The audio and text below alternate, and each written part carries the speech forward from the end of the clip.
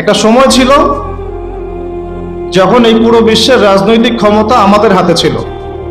বিগত 100 বছর থেকে এটা আমাদের হাতে নাই, কারো কোনো ফিকিরও নাই, কেউ ভাবেও না, চিন্তাও করে না, আমাদের কোনো ফিকিরই নাই। কোন জাতি ছিলাম, এখন কোন জাতি হয়েছে। একসময় পুরো বিশ্বের অর্থনীতি আমরা নিয়ন্ত্রণ করতাম, এখন তাদের অনুদানের উপর ডিপেন্ড হয়ে থাকতে হচ্ছে আমাদেরকে। একসময় পুরো বিশ্বের শিক্ষার ভিত্তি গড়েছিলাম আমরা। যে কোনো একটা সাবজেক্ট বলেন এবং সেই সাবজেক্টের গোড়ায় চলে যান, ফিলোসফি, অ্যাস্ট্রোনমি, কেমিস্ট্রি, অ্যাস্ট্রোফিজিক্স বা নর্মাল ফিজিক্স অথবা মেডিকেল সায়েন্স, যে কোনো সাবজেক্টের নাম বলেন, তার গোড়ায় যান, দেখবেন আপনি মুসলিম মনীষীদেরকে পাবেন যারা এই বিশ্বটাকে গড়ে দিয়েছিল। এখন আমাদেরকে শিক্ষানীতি ধার করতে হচ্ছে মানুষের কাছ থেকে, পশ্চিমাদের কাছ থেকে। না আমরা আমাদের জেনারেল লাইনে এমন কোনো বিজ্ঞানী তৈরি করতে পারছি যারা তৈরি করতে পারে, আর না আমরা মাদ্রাসায় এমন মুহাদ্দিস তৈরি করতে পারছি যারা ইমাম বুখারী হতে পারে। এখন আমরা পড়ে আছি সেলফি নিয়ে, শোডাউন নিয়ে, ফেসবুকে স্ট্যাটাস নিয়ে, আর একে অপরের কাদা ছোড়াছুড়ি নিয়ে। ঘরের পাশে আগুন লেগেছে, ওই আগুন লাগা অবস্থাতেও মানুষ লড়াই করছে হাতটা বাঁধবে কোথায়। ঘরের পাশে আগুন লেগে গেছে অলরেডি, এই আগুন বিগত 100 বছরই লেগেছে। পশ্চিমারা মুসলিমদের বিরুদ্ধে একটা অঘোষিত ক্রুসেড রচনা করেছে।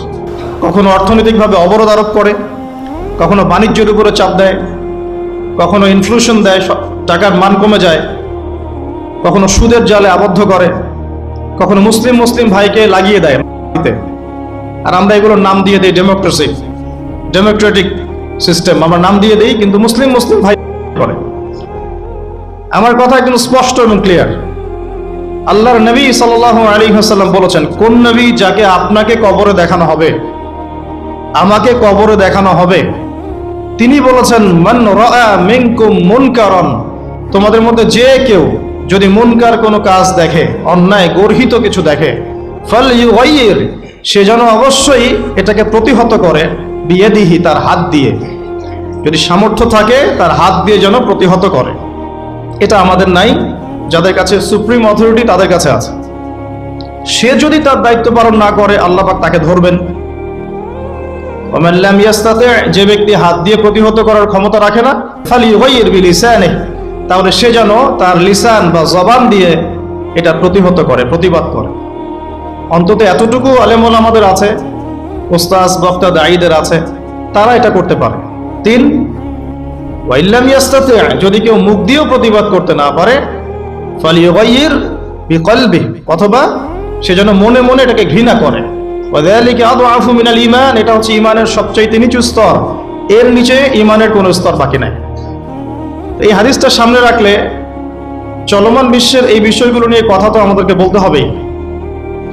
ব্যক্তিগত জীবন থেকে শুরু করে বৈশ্বিক জীবন পর্যন্ত যে অরাজকতাগুলো চলছে, এগুলোকে তো ফাইন্ড আউট করে আপনার সামনে উপস্থাপন করতে হবে। এরপরে আপনারা শুনবেন, বুঝবেন, আমল করবেন এবং যার যার কাজের সিদ্ধান্ত নেবেন। কেউ কাউকে ফোর্স করতে পারবে না, এটা ইসলাম। এখন আমরা যেগুলো নিয়ে পড়ে আছি সেগুলোতে যাওয়ার আগে আল্লাহ পাক সূরা আহজাবে আরেকটা কথা বলেছেন, এটাও শুনে রাখেন। এবার আপনার রব, আমার রব বলছেন, বিসমিল্লাহির রহমানির রহিম, ইয়া আইয়ুহাল্লাযীনা আমানু, হে মুমিনগণ।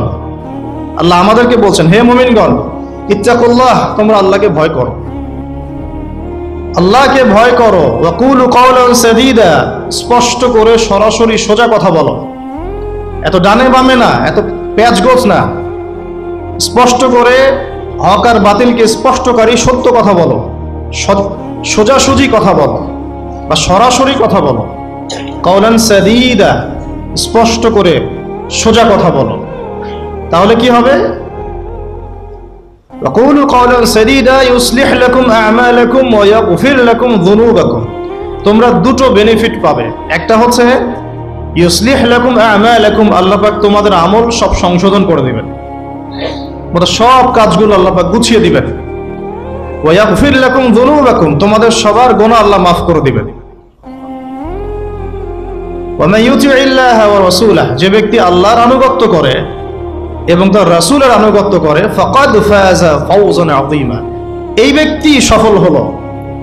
ফাওজান আযীমা মানে মহান সাফল্য অর্জন করলো। সাফল্যের মানদণ্ড পেলাম এখানে সত্য কথা স্পষ্ট করা এবং আল্লাহকে ভয় করা। তাই যারা কথা বলতে পারে তাদেরকে সত্য কথা স্পষ্ট করতে হবে। আর এখানে সাফল্যের সংজ্ঞাও পেলাম আল্লাহর আনুগত্য করা, রাসূলের আনুগত্য করা। ঠিক আল্লাহ রাব্বুল আলামিন সূরা আলে ইমরানের 185 নম্বর আয়াতে এমন কথাই বলেছেন, প্রত্যেক নফস স্বাদ গ্রহণ করবে। ফামান যুহজিহা আনিন নারি ওয়া উদখিলাল জান্নাতা ফাকাদ ফাজ, যে ব্যক্তিকে জাহান্নামের আগুন থেকে বাঁচানো হবে, জান্নাতে প্রবেশ করানো হবে, এই ব্যক্তি হচ্ছে সফল, আর কেউ সফল না। সাফল্যেরও সংজ্ঞা পেয়ে গেলাম আমরা। তো আমরা মূল কথায় আসি, ফ্যান্টাসি ছাড়তে হবে, মৌলিক কাজগুলো করতে হবে এবং চলমান বিশ্বটাকে বুঝতে হবে কোরআন এবং সুন্নাহর চোখ দিয়ে, তার মানদণ্ডে। ইতিহাস স্মরণ রাখতে হবে, আমরা কোন জাতি ছিলাম, এখন কি করছি, ভবিষ্যৎটা কি হতে পারে, কোন কোন জায়গায় ফোকাস করব, সেগুলো আমরা আলোচনা আনবো ইনশাআল্লাহ। তার আগে একটা বিষয় বলে শুরু করি যে এখন ইসলাম আসার বলতে বোঝাচ্ছি নবী সাল্লাল্লাহু আলাইহি ওয়াসাল্লামের ইন্তেকাল হওয়ার প্রায় 1450 বছর চলে গেছে। কত বছর? প্রায় 1450 বছর চলে গেছে। আমরা এখন যে সমাজটাকে দেখছি, আমরা এখন যে পরিবারটাকে দেখছি, আমরা যে অর্থ ব্যবস্থা দেখছি, আমরা যে রাষ্ট্র ব্যবস্থা দেখছি এবং বিশ্বের উপর যাদের আধিপত্য দেখছি, এটা রাসূল সাল্লাল্লাহু আলাইহি ওয়াসাল্লামের ইন্তেকালের 1400 বছর পরের পৃথিবী। আমি কি বুঝাতে পারছি? এটাই সব না, এটা 1400 বছর পরের একটা ওয়ার্ল্ড আমরা দেখছি। কেমন ছিল ওই সময়? নবী সাল্লাল্লাহু আলাইহি ওয়াসাল্লাম যখন নবী হন নাই, তখনকার সমাজটা এখনকার বিশ্বের মতো ছিল। বলবেন কিভাবে? আমি বলছি আমার কাছে হুজ্জাত আছে, প্রমাণ আছে। আমি প্রমাণ করছি কিভাবে। নবী সাল্লাল্লাহু আলাইহি ওয়াসাল্লাম যে যুগে নবী হন নাই, এখনো নবী হন নাই, যেটাকে আমরা বলি, কটাক্ষ করে বলি মধ্যযুগ, বা আমরা অনেক সময় অপমান করে বলি আইয়ামে জাহেলিয়া। শব্দগুলো শুনেছেন তো আপনারা? কখনো কি প্রশ্ন করেছেন যে আসলে কেন এই যুগটাকে আমরা জাহেলিয়া বলি, কেন অন্ধকারাচ্ছন্ন যুগ বলি? ওই যুগটা কি সূর্য উঠতো না? ওই যুগে কি সূর্য উঠতো না? তাহলে কেন অন্ধকারাচ্ছন্ন যুগ বলি? এক, ওই যুগের মানুষ আল্লাহ পাকের তাওহীদ, একত্ববাদ এর সাথে শিরককে মিশ্রিত করেছিল। এক নাম্বার। মনে করবেন না যে তারা আল্লাহকে বিশ্বাস করতো না, এটা ভুল ধারণা। তারা সবাই আল্লাহকে বিশ্বাস করত, গুটি কয়েক মানুষ ছাড়া। এমনকি আবু জেহেল, যাকে আমরা বলি এই উম্মতের ফেরাউন, নবীজি বলেছেন আবু জেহেল হচ্ছে এই উম্মতের ফেরাউন। বদরের যুদ্ধে যখন আব্দুল্লাহ বিন মাসউদ রাদিয়াল্লাহু আনহু তার গর্দানটা কেটে নিয়ে আসছেন, রাসূলের সামনে রেখেছেন সাল্লাল্লাহু আলাইহি ওয়াসাল্লাম, নবীজি গর্দান দেখে বলেছিলেন এই হচ্ছে এই উম্মতের ফেরাউন, এই আবু জেহেল হচ্ছে এই উম্মতের ফেরাউন। আর ফেরাউনের চেয়ে বড় কোনো কাফের নাই, এখনো নাই, ছিলও না, আসবেও না ইনশাআল্লাহ। তো এই আবু জেহেল যখন বদরের যুদ্ধ করতে যাচ্ছিল, তখন সে প্রথমে কাবা ঘরে গিয়েছে। কোথায় গিয়েছে? গিয়ে বলেছে আল্লাহুম্মা ইন কুনতা তা'লাম, হে আল্লাহ আপনি যদি জানেন। আর কথাগুলো খেয়াল করবেন, হে আল্লাহ আপনি যদি জানেন যে আন্না মুহাম্মাদান আলাল হক, মুহাম্মদ সাল্লাল্লাহু আলাইহি ওয়াসাল্লাম সত্যের উপরে আছে, ফানসুরহু, আল্লাহ আপনি তাকেই সাহায্য করেন। বুঝাতে পারলাম? ওয়া ইন কুনতা তা'লাম, এবং আপনি যদি জানেন যে নাহনুল কুরাইশ আলাল হক, আমরা কুরাইশরা হকের উপরে আছি, ফানসুরনা, তাহলে আমাদেরকে সাহায্য করেন। বুঝাতে চাচ্ছি আবু জাহেলের মতো মানুষও আল্লাহকে বিশ্বাস করত। আইয়ামে জাহিলিয়াত মানে এমন নয় যে ওরা সবাই নাস্তিক ছিল, না, নট এট অল, মোটেই এমন নয়। তারা আল্লাহকে বিশ্বাস করতো। তাহলে আল্লাহ পাক তাদেরকে কাফের কেন বলছেন? উত্তর সূরা জুমারের মধ্যে আছে। তারা লাত, উজ্জা, হুবল, মানাত এগুলোর পূজা করত, মূর্তি পূজা করত, এটা তো আপনারা জানেন। তো তারা বলতো, তাদের যুক্তি ছিল মা না'বুদুহুম, আমরা শুধুমাত্র এই কারণেই তাদের ইবাদত করি, ইল্লা লিয়ুকাররিবুনা ইলাল্লাহি যুলফা, এরা আমাদেরকে আল্লাহ পর্যন্ত পৌঁছে দিবে। নাউযুবিল্লাহ। তাহলে রিজনটা কি, দলিল আদিল্লা কি তাদের মূর্তি পূজার পিছনে? আমরা এগুলোর মধ্য দিয়ে আল্লাহর নৈকট্য অর্জন করতে চাচ্ছি। তার মানে তারা সবাই আল্লাহকে বিশ্বাস তো করতো যে একজন আল্লাহ আছেন। এখনকার বিশ্বের দিকে তাকিয়ে দেখুন, ওই একই শিরকের ছোঁয়া সব জায়গায় লেগে গেছে। মানুষ আল্লাহকে বিশ্বাস করে, কিন্তু ইবাদত বন্দেগীর জীবনে গিয়ে আল্লাহর সাথে অন্যকে শরিক করছে, ইকোনমিতে গিয়ে আল্লাহর সাথে অন্যকে শরিক করছে, পলিটিক্স করতে গিয়ে আল্লাহর সাথে অন্যকে শরিক করছে, ওয়ার্ল্ড অ্যাফেয়ার্সকে ডিল করতে গিয়ে আল্লাহর সাথে অন্যকে শরিক করছে। মানুষ আল্লাহকে বিশ্বাস করেও এখন মুশরিক হচ্ছে। আপনি কোন সেন্সে ওইটাকে আইয়ামে জাহিলিয়াত বলছেন, আর এখনকার যুগটাকে পুত পবিত্র বলছেন? এগিয়ে যাওয়ার যুগ, সায়েন্স এন্ড টেকনোলজির যুগ। দেখাচ্ছি আপনাকে টেকনোলজি কাকে বলে। সুলাইমান আলাইহিস সালামের সময় বিশ্বে এমন প্রযুক্তি ছিল, এই প্রযুক্তির ধার কাছেও কোনোদিনও এই বিশ্ব আর যেতে পারবে না।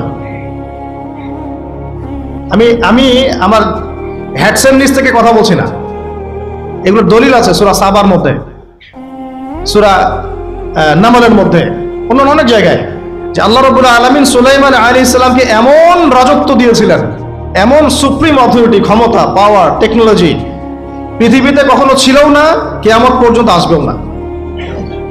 এখন পর্যন্ত কোনো টেকনোলজি আসে নাই যে আমি এই চেয়ারটাকে বলবো চলো আমাকে ঢাকায় নিয়ে নামাই দিবে, তাও আবার 1 সেকেন্ডের মধ্যে। কতটুকু সময়? এখন পর্যন্ত কোনো টেকনোলজি আসে নাই যে আমি চোখের পলক ফেলবো, এইটুক সময়ের মধ্যে আমার স্ত্রীকে আমার পাশে নিয়ে বসাই দিবে। আসছে? সুলাইমান আলাইহিস সালামের সময় এমন ছিল। সাগর থেকে মুক্তা, মণিমুক্তা আরোহণ করে এটা দিয়ে অট্টালিকা নির্মাণ করা হতো। তিনি জিন জাতিকে দিয়ে কাজ করাতে পারতেন।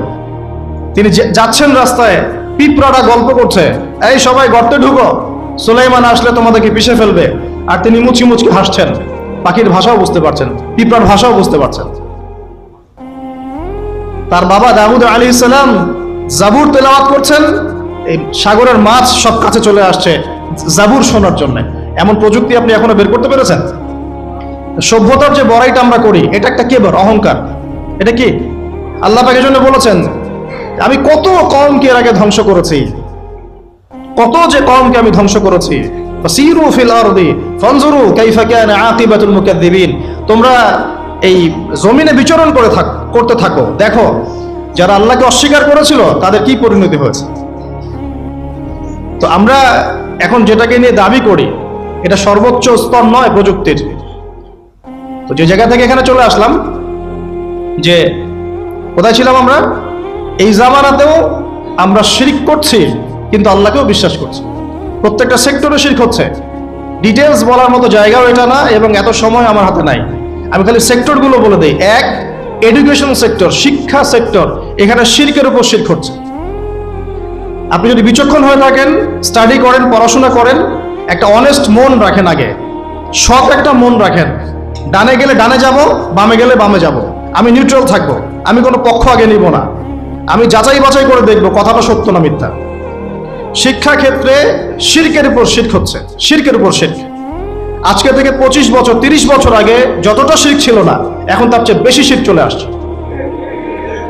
এমন এমন শিরক আসছে যেগুলোর প্রতি ঈমান রাখলে আপনার ঈমান ভঙ্গের 10টা কারণ আছে। এই 10 কারণের মধ্যে পড়ে যাবেন, আবার নতুন করে কালিমা শাহাদা দিয়ে ইসলাম কবুল করতে হবে, নতুন করে কালিমা শাহাদার সাক্ষ্য দিয়ে আবার মুসলিম হতে হবে। যতই দাম্ভিকতা দেখান, কবরে আপনাকেও যেতে হবে, কিচ্ছু করার নাই তখন। এখন যদি সলিউশনে না আসি, সংশোধন না করি, তাহলে অনেক দেরি হয়ে যাবে। এখনকার টিকটক জেনারেশনটা বিগত 30 বছরের মেহনতের ফসল। পশ্চিমাদের বিগত 30 বছরের মেহনতের ফসল এখনকার টিকটক জেনারেশন। ওরা মেহনত চালিয়ে যাচ্ছে, না জানি আরো 30 বছর পরে কোন টক জেনারেশন আসবে আল্লাহ ভালো জানে। একটা কমন সেন্সহীন, জীবনের উদ্দেশ্যহীন, একটা বুদ্ধিবৃত্তিক প্যারালাইজড প্রজন্ম। না জীবনের কোনো উদ্দেশ্য আছে, না কোনো পড়াশোনা করে, আর না একটু ভালো করে খেলাধুলা করে, আর না শরীর চর্চা করে, আর না কিছু লিখে, আর না কিছু জাতিকে কিছু দিচ্ছে, আর না পলিটিক্সে কোনো আগ্রহ আছে, আর না ইকোনমিক্সে কোনো আগ্রহ আছে, না ওয়ার্ল্ড অ্যাফেয়ার্স সম্পর্কে কোনো সচেতনতা আছে, না মুসলিম উম্মার এই দুরবস্থায় তার ভূমিকা রাখার কোনো ইচ্ছা পর্যন্ত আছে না? সালাত আদায় করে না, কোরআন তেলাওয়াত করে, আর না ওযু করতে জানে ঠিকভাবে, আর না ফরজ ওয়াজিব সুন্নাত মুস্তাহাব জানে, আর না ফিকহুল মুয়াসসারের মতো সহজ ফিকহের কিতাবগুলো তার আয়ত্ত করা আছে, না কোনো আলেমের সাথে সম্পর্ক আছে, না কোনো ইসলামিক স্কলারের কাছে সম্পর্কিত হয়, আর না মাদ্রাসায় যায়, আর না ইসলামের বেসিক ফান্ডামেন্টাল নলেজ অর্জন করে। জীবনের উদ্দেশ্যই নাই। এমন নয় যে আমি ক্ষমতা চাই, আমি ক্ষমতায় যেতে চাই, এটাই আমার উদ্দেশ্য, কোশ্চিনকালেও নয়। ক্ষমতায় আমি যাই বা এক্স যাক বা ওয়াই যাক বা জেড যাক, আমরা চাই আল্লাহর জমিনে আল্লাহর দিন কায়েম। ঠিক আছে কথা? ওকে। সেকেন্ড কথা হচ্ছে যে দিন কায়েম যদি ইবাদত হয়, তাহলে দ্বিতীয় বিষয় হচ্ছে এই ইবাদতটা তখনই কবুল হবে যখন তা নবী মুহাম্মদ সাল্লাল্লাহু আলাইহি ওয়াসাল্লামের সুন্নাহ মোতাবেক হবে। এক নম্বর শর্ত কি? এটা হতে হবে এক আল্লাহর জন্যে। দুই নম্বর শর্ত, এটা হতে হবে নবী সাল্লাল্লাহু আলাইহি ওয়াসাল্লামের সুন্নাহ তরিকা মোতাবেক। অন্য কোনো তরিকায়, অন্য কোনো পথ পদ্ধতিতে এটা প্রতিষ্ঠাও করা যাবে না, আর করতে গেলেও সেটা ইবাদত বলে গণ্য হবে না। এখন যদি কেউ বলে না, আমি আব্রাহাম লিঙ্কনকেই আমার উসওয়াতুল হাসানা হিসেবে বেছে নিয়েছি, তার পথ পদ্ধতিতেই দিন কায়েম করতে হবে, কথাটা কি ঠিক হবে? আমি কার্ল মার্কসকেই বেছে নিয়েছি, মার্কসীয় পদ্ধতিতেই হবে, কথাটা কি ঠিক হবে? আমি জায়নিস্টদেরকে বেছে নিয়েছি, ওরা যেভাবে বোঝাবে সেই মডারেট ইসলাম প্রতিষ্ঠা করলেই দিন কায়েম হবে, ব্যাপারটা কি এমন? আমি লেনিনকে বেছে নিয়েছি, স্ট্যালিনকে বেছে নিয়েছি, আমি মাও সেতুংকে বেছে নিয়েছি, ইত্যাদি ইত্যাদি। এই মানুষগুলোকে বেছে নিয়ে কেউ যদি তাদের রাজনৈতিক বুঝ অনুযায়ী বা শেখানো তরিকা অনুযায়ী আল্লাহর জমিনে দিন কায়েম করতে চায়, তবে সেটা ইবাদত বলে গণ্য কোশ্চিনকালেও হবে না, এবং তার কোনো ফলাফলও আসবে না। কারণ যেহেতু সেটা নবীর তরিকায় হয় নাই, ফলাফল আসার কোনো প্রশ্নই ওঠে না। কথা বোঝা গেছে? আচ্ছা, তিন নম্বর হচ্ছে অবশ্যই ইবাদত কবুল হওয়ার জন্য আমার রিজিকটা হালাল হতে হবে। কি হতে হবে? কোনো হারামখোরদেরকে দিয়ে আল্লাহর জমিনে দিন কায়েম হবে না। দাড়ি টুপিওয়ালা হারামখোর হোক, দাড়ি টুপি ছাড়া হারামখোর, কোনো হারামখোরকে দিয়ে আল্লাহর জমিনে দিন কায়েম হবে না। আসেন, এখন যেহেতু আমরা জানলাম এটা দিন প্রতিষ্ঠা করা, বোঝা, আমল করা, পালন করা, ইকামতে দিন, এগুলো ইবাদত, তাই আমাদেরকে অবশ্যই নবী সাল্লাল্লাহু আলাইহি ওয়াসাল্লামের পথ পদ্ধতি, সুন্নাহ এবং সিরাত থেকেই হেদায়েত সংগ্রহ করতে হবে। তো এতক্ষণ আমরা পুরা সিরাতের যে গল্পটা একটা গল্প আকারে যে শুনলাম, সেশন বাই সেশন, সর্বপ্রথম কোন বিষয়টা মাথা নাড়া দিয়েছে আপনাদের? প্রথমটা হচ্ছে যে নবী সাল্লাল্লাহু আলাইহি ওয়াসাল্লাম নবুয়ত প্রাপ্ত হওয়ার আগেও যে সমাজটা ছিল, ওই সমাজটাকে আমরা আইয়ামে জাহিলিয়াত বলতাম, মনে আছে? আর ওই আইয়ামে জাহিলিয়াতের যে বৈশিষ্ট্যগুলো, সেগুলো কিন্তু আমরা আলোচনা করেছি, নতুন করে আলোচনা করতে চাচ্ছি না। তাহলে বুঝতে পারলাম ওই জাহিলিয়াতগুলো এখনো সমাজে বিদ্যমান আছে। সেগুলো এখনো পুরোপুরি তো দূর হোক, অনেক দূরের কথা, বরং ওই জাহিলিয়াতগুলো আগের চাইতেও ভয়ঙ্কর রূপে ফিরে এসেছে। ঠিক আছে? আগে তো জাহিলিয়াত একটা সীমিত পরিসরে ছিল, এখন সেটা একটা বিস্তৃত পরিসরে আমরা দেশে, জেলায়, গ্রামে, গঞ্জে, আঞ্চলিকভাবে, বৈশ্বিকভাবে প্রত্যেকটা জায়গায় সেই জাহিলিয়াতগুলোকে আমরা আবার আগের রূপে ফিরতে দেখেছি এবং দেখছি। তাই জাহিলিয়াতগুলোকে সবার আগে আইডেন্টিফাই করা হচ্ছে আমার দিন কায়েমের প্রথম পদক্ষেপ। এক নাম্বার, দিন কায়েম করার প্রথম পদক্ষেপ হচ্ছে আমাকে সিরাতের আলোকে ওই আইয়ামে জাহিলিয়াত এবং বর্তমান দেশ এবং বিশ্বকে মেলাতে হবে। ওই জাহিলিয়াতগুলো এখনো বিরাজমান আছে কিনা, এটা আমাকে আগে আইডেন্টিফাই করতে হবে। আমি যদি আইডেন্টিফাই করতে না পারি, ব্যর্থ হই, তাহলে সমাধান খুঁজে পাওয়ার প্রশ্নই ওঠে না। আফসোসের ব্যাপার হচ্ছে আমরা অনেকে এখনো সেটা আইডেন্টিফাই করতে পারি না। আমরা যে এখনো জাহালাতের মধ্যে আছি, এটা আমরা এখনো অনেকে আইডেন্টিফাই করতে পারি না। আপনি যে কোনো অর্থ ব্যবস্থার যারা ধারক বাহক বাংলাদেশের, যে কাউকে ডেকে জিজ্ঞাসা করেন যে আপনারা কি মনে করেন আমাদের ইকোনমি খুব ভালো অবস্থায় আছে, এটা কি ধসে যাওয়ার কোনো সম্ভাবনা আছে, বিশ্বের ইকোনমি কি খুব ভালো অবস্থায় আছে, তারা বলবে হ্যাঁ, বিশ্ব এগিয়ে যাচ্ছে, বিশ্ব এগিয়ে যাচ্ছে। রাজনীতি কি খুব ভালো অবস্থা আছে? হ্যাঁ, খুব ভালো অবস্থা আছে। সংস্কার হচ্ছে, সংবিধান সংস্কার হবে, ইলেকশন হবে, আরও ভালো কিছু হবে, এরকমই চিন্তা চেতনা। শিক্ষা, হ্যাঁ শিক্ষা, কোনো সমস্যা নাই, things are going all right, তাদের ভাবটা এরকম আর। সমাজ, হ্যাঁ সমাজ ঠিক আছে। সংস্কৃতি ঠিক আছে। ওয়ার্ল্ড অ্যাফেয়ার্সও খুব চমৎকার চলছে। তাদের চোখে, তাদের দৃষ্টিতে এই বিশ্ব, দেশ, রাষ্ট্র সব সুন্দর চলছে, কোনো সমস্যা নেই। আর তাদের দৃষ্টিটা হচ্ছে এই বাহ্যিক দৃষ্টি। তারা যদিও কেমব্রিজ, অক্সফোর্ড, হার্ভার্ড থেকে পড়ে এসেছেন, ঢাকা বিশ্ববিদ্যালয়ে ফারাক হয়েছেন, তবুও তারা বাইরের চোখ দিয়ে দেখেন, ভিতরের চোখ তাদের অন্ধ। আর যদি তারা ভিতরের চোখ দিয়ে দেখতে পারতেন তাহলে বুঝতেন যে আসলে কোনো সেক্টরই ঠিক নাই। না আমার ব্যক্তি জীবন ঠিক আছে, আর না শিক্ষা, আর না সংস্কৃতি, আর না অর্থনীতি, আর না ব্যবসা বাণিজ্য, আর না আমার রাষ্ট্র, আর না রাষ্ট্রের সংবিধান আর আইন কানুন, কোনো কিছুই ঠিক নাই। প্রত্যেকটা বিষয়ই আইয়ামে জাহিলিয়াতে সেই বিষ বাষ্পের মধ্যেই ঘোরাফেরা করছে, ঘুরপাক খাচ্ছে। এবং বিশ্বের অবস্থা এর চেয়ে অনেক বেশি করুণ। আমরা শুধুমাত্র রাষ্ট্র নিয়ে কথা বলছি, কিন্তু বিশ্বের অবস্থা কিন্তু এর চেয়েও আরও অনেক ভয়ঙ্কর। তো প্রথমে আমাদের যে কাজটা করতে হবে, সিরাতের আলোকে দিন প্রতিষ্ঠার পথে এগোতে হলে সবার আগে আমাদেরকে ভাই জাহালাত চিনতে হবে। জাহিলিয়াত কোনটা, জাহিলিয়াত কি কি, কত প্রকার, আইএমএ জাহিলিয়াতে কোন কোন জাহিলিয়াত ছিল, সেই জাহিলিয়াতগুলো কি এখনকার দেশে এবং বিশ্বে আছে কিনা, এটা যদি আপনি ফাইন্ড আউট করতে পারেন আপনার কাজ অর্ধেক হয়ে গেছে আলহামদুলিল্লাহ। এটা ফাইন্ড আউট করতে না পারলে জনবল, সমাজ, রাষ্ট্র, ক্ষমতা, হ্যাঁ আপনার এই যে শোডাউন, আইওয়াস, অর্থ ব্যবস্থা, টাকা পয়সা, এগুলো দিয়ে কিচ্ছু করতে পারবেন। আগে আপনাকে সমস্যা চিহ্নিত করতে হবে, সমস্যাগুলো কোন কোন জায়গায়।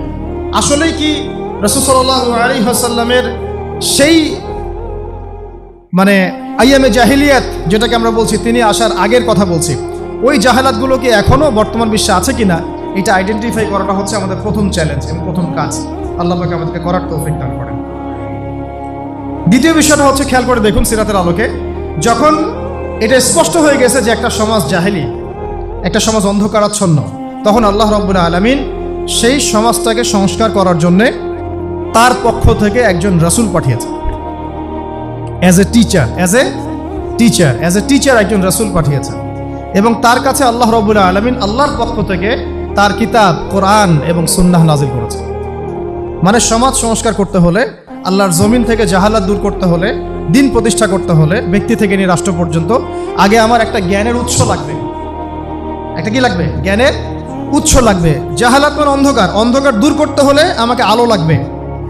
আর এই আলো আমার নিজের বুদ্ধি থেকে, আমার হৃদয় থেকে, আমার বিজ্ঞান থেকে, আমার দর্শন থেকে এটা আবিষ্কৃত হবে না। এই আলো আসবে আল্লাহর পক্ষ থেকে। এই আলো কার পক্ষ থেকে আসবে? আল্লাহর পক্ষ থেকে আসা সেই আলোকে আমরা দুই ভাগে ভাগ করতে পারি।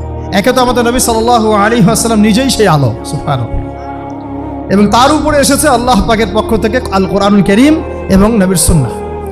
এই দুই আলোক পত্রিকা হাতে নিয়ে তিনি এই অন্ধকারাচ্ছন্ন সমাজটাকে সংস্কার করার মিশনে হেঁটেছেন।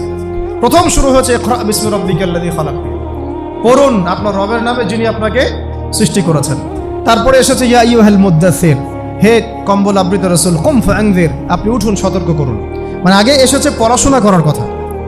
যখন আমরা সমাজ সংস্কার করতে চাইব, আল্লাহর জমিনে দিন কায়েম করার প্রশ্ন উঠবে, তখন সবার আগে নিজের জীবন থেকে শুরু করতে হবে এবং পড়াশোনা দিয়েই শুরু করতে হবে, জ্ঞান অর্জন দিয়েই শুরু করতে হবে। এটা ছাড়া অন্য কোনো অপশন আমাদের সামনে খোলা। যদি আমরা সেই ওহির জ্ঞানে আলোকিত না হতে পারি, তাহলে আমরা এই অন্ধকারাচ্ছন্ন সমাজকেও আলোকিত করতে পারবো। সহজ কথা। নিজে যে ব্যক্তি আলোকিত না, সে অন্যকে আলো দিবে কিভাবে? নিজে যেটা আলোকিত না, যে ব্যক্তি বা যে সত্তা আলোকিত না, সে কিভাবে অন্য একটা সত্তাকে আলোকিত করতে পারে? তাই সবার আগে আমাদের প্রয়োজন আল্লাহ পাকের ওহির জ্ঞানের চর্চা বাড়িয়ে দেওয়া। আল্লাহ পাক তৌফিক দান করেন। এবং সেই ওহির জ্ঞানে আলোকিত হয়ে নিজেও এর উপরে আমল করা, আমার পরিবারটাকে সেভাবে গড়া, এবং আমার যতটুকু পর্যন্ত আল্লাহ পাক আমাকে ক্ষেত্র দিয়েছেন সেখানেই আলোকে ছড়ায় দেওয়া। ইনশাআল্লাহ এভাবে আস্তে আস্তে সমাজ আলোকিত হবে ইনশাআল্লাহ। তাহলে আমরা সিরাতের আলোকে দিন কায়েমের পথে অন্যতম একটা নিয়ামক হিসাবে পাচ্ছি ওহির জ্ঞান, ওহির জ্ঞানের চর্চা, সেই জ্ঞান শেখা, সেই জ্ঞানের প্রচার করা, প্রসার ঘটানো এবং তার উপরে আমল করা। আল্লাহ পাক বোঝার তৌফিক দান করেন। 3 নম্বর বিষয়টা হচ্ছে, কোন সাহাবী, তাবেঈ, তাবে তাবেঈ কেউই কিন্তু দেখবেন যে একা একা কখনো চলেন নাই, একা একা দিনকে শেখেনও নাই। একা একা চলা তো বহু দূরের কথা, একা একা দিনকে তারা শেখেনও নাই। সবসময় তারা রাসূল সাল্লাল্লাহু আলাইহি ওয়াসাল্লামের সোহবতে থেকেছেন। ওই জেনারেশনের পরের জেনারেশন সাহাবীদের সোহবতে থেকেছেন, তারপরের জেনারেশন তাবেঈদের সোহবতে থেকেছেন, তারপরের জেনারেশন তাবে তাবেঈদের সোহবতে থেকেছেন। মানে এই যে সোহবত, সংস্পর্শ, মানে এটা সিনাই আসবে।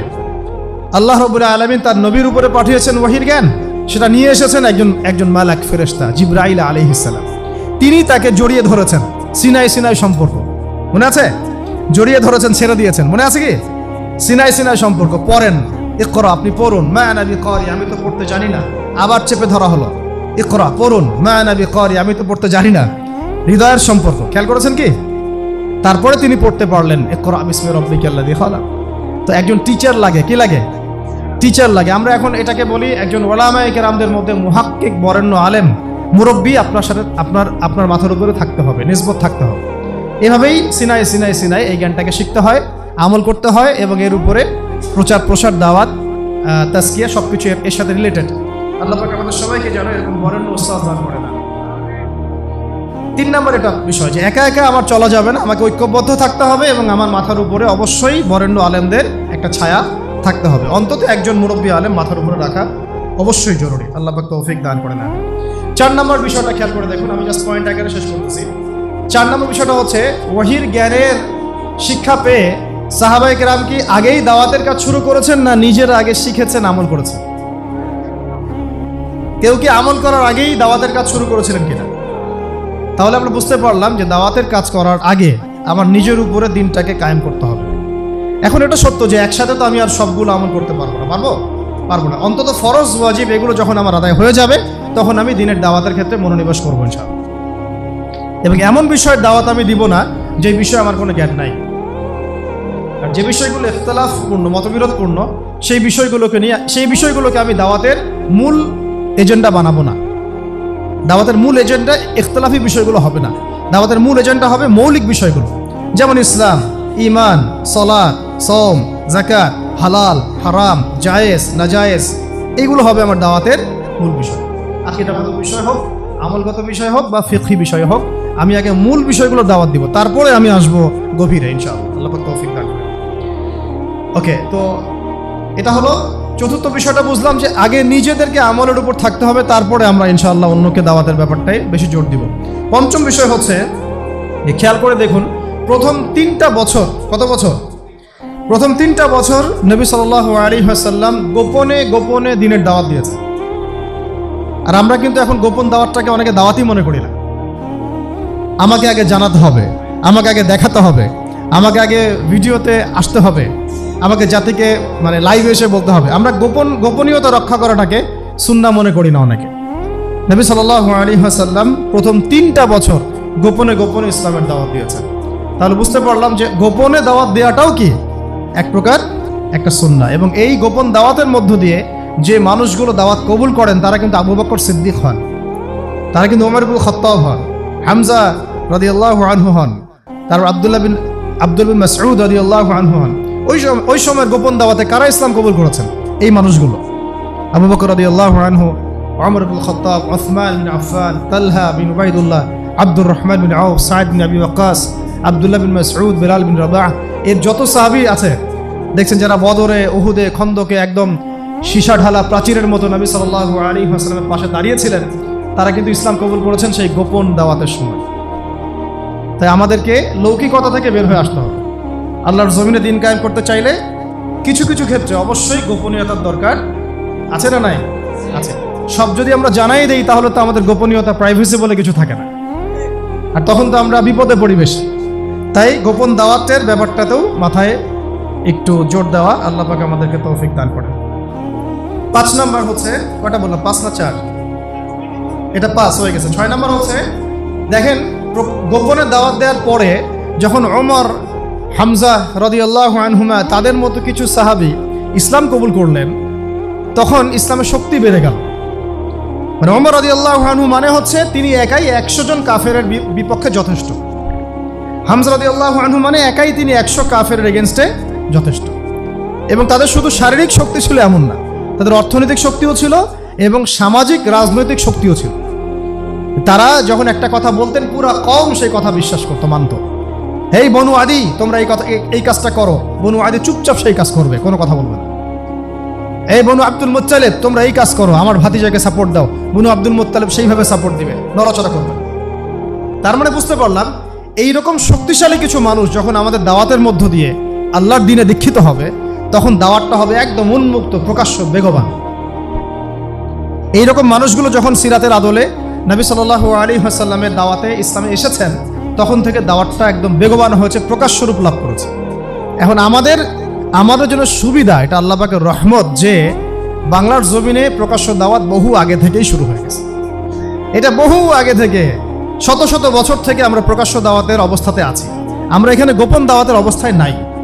তবে আমরা আমাদের কার্যক্রম কিছু কিছু ক্ষেত্রে কুফার, ফাসেক, জালেম, মোরতাদ, মুনাফিকদের থেকে নিজেদেরকে সেভ করার স্বার্থে, কূটনৈতিক স্বার্থে, দূরদর্শিতার স্বার্থে কিছু বিষয়কে গোপন রাখা উচিত, এটা বুঝিয়েছি আমি। কিন্তু আমাদের দাওয়াত কিন্তু গোপন রাখার সুযোগ নাই। আমরা এখন প্রকাশ্য দাওয়াত দিব ইনশাআল্লাহ। কারণ আলহামদুলিল্লাহ আল্লাহ পাকের রহমতে বহু ওমর, বহু হামজা আমাদের ইসলামে বাংলার জমিনে দীক্ষিত হয়েছে আলহামদুলিল্লাহ। আরও হবে ইনশাআল্লাহ, আরও হবে ইনশাআল্লাহ। কিন্তু সমস্যা অন্য জায়গায়। সমস্যাটা হচ্ছে বাংলাদেশের বেশিরভাগ মানুষ দিনকে আংশিকভাবে গ্রহণ করে। বাংলাদেশের বেশিরভাগ মানুষ দিনটাকে আংশিকভাবে গ্রহণ করে। কেউ ব্যক্তি জীবনে গ্রহণ করে কিন্তু অর্থনীতির মধ্যে গ্রহণ করতে চায় না। কেউ অর্থনীতির মধ্যে গ্রহণ করে, রাজনীতির মধ্যে গ্রহণ করতে চায় না। কেউ দেখা যায় নামাজ, রোজা, হজ, জাকাত সবই করে, আবার সুদও খায়, মদও খায়, ঘুষও খায়, দুর্নীতিও করে, আবার মানুষকে ক্রস ফায়ারও দেয়, গুমও করে, তাই না? মানে বাংলাদেশের মানুষের সমস্যাটা অন্য। এখানে কিন্তু ন্যারেটিভটা অন্য একটা বিষয়। এখানে কিন্তু বিষয়টা এমন না যে একবার লা ইলাহা ইল্লাল্লাহ মুহাম্মাদুর রাসূলুল্লাহ পড়েছে মানে সে একদম আবু বকর হয়ে গেছে। ব্যাপারটা কিন্তু এমন না। এখানে বহু মানুষ লা ইলাহা ইল্লাল্লাহ মুহাম্মাদুর রাসূলুল্লাহ পড়ার পরেও আব্দুল্লাহ বিন উবাইয়ের অনুসারী হয়ে বসে আছে। বুঝতে পারছি কথা? তা আমাদের দেশের প্রেক্ষাপটটা আবার কিন্তু ভিন্ন। এটা কিন্তু সিরিয়া না, এটা কিন্তু আপনার প্যালেস্টাইন না, এটা কিন্তু আফগান না যে আপনি এখানে একজন কালিমা পড়া মুসলিমকে চোখ বন্ধ করে বলতে পারেন যে সে ব্যক্তি জান্নাতের সার্টিফিকেট প্রাপ্ত। নাউজুবিল্লাহ। চোখ বন্ধ করে বলতে পারেন সে প্রকৃত মানে বিশুদ্ধ আকীদার অনুসারী, বিশুদ্ধ মানহাজের অনুসারী। চোখ বন্ধ করে আপনি বলতে পারবেন না, যদিও সে ব্যক্তি লা ইলাহা ইল্লাল্লাহ পড়েছে। বাংলাদেশের সমস্যাটা ডিফারেন্ট, কারণ এখানে দর্শনগত, আদর্শগত কিছু প্রবলেম আছে। তার মধ্যে একটা প্রবলেম হচ্ছে সেকুলারিজম। বহু মুসলমান কালিমা পড়েও সেকুলার হয়ে বসে আছে। অনেকে মুসলিম নাম হয়ে সাতেম হয়ে বসে আছে। অনেকে মুসলিম নামধারী, তারা দেখা যায় সুদখোর হয়ে বসে আছে। অনেকে মুসলিম নামধারী তাগুত হয়ে বসে আছে। কে বসে আছে? তাগুত হয়ে বসে আছে। বহু মুসলিম নামধারী কখন যে মুরতাদ হয়ে গেছে নিজেই জানে না। কখন যে মুরতাদ হয়ে গেছে সে নিজেই জানে না। তো বাংলাদেশের এই ন্যারেটিভের সমস্যাটা কিন্তু অন্যরকম। এখানে আপনি কালিমা পড়া কোনো মুসলমানকে চোখ বন্ধ করে বলতে পারতেছেন না যে একেবারে পাক্কা মুসলমান। তাই এখানে আমাদের দাওয়াতটাকে আবার অন্যভাবে পেশ করতে হবে, যে এখানে লা ইলাহা ইল্লাল্লাহ মুহাম্মাদুর রাসূলুল্লাহ এর পরিপূর্ণ এবং বিশুদ্ধ দাওয়াতটাকে আরও বেশি বেগবান করতে হবে।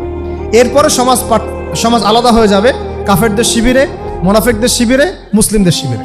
তখন আপনি যে তাওহীদপন্থী খাঁটি মানুষদেরকে পাবেন, এরাই ইনশাআল্লাহ সেই ব্যক্তি যাদের দ্বারা আল্লাহ পাক আল্লাহর জমিনে দিন কায়েম করাবেন ইনশাআল্লাহ।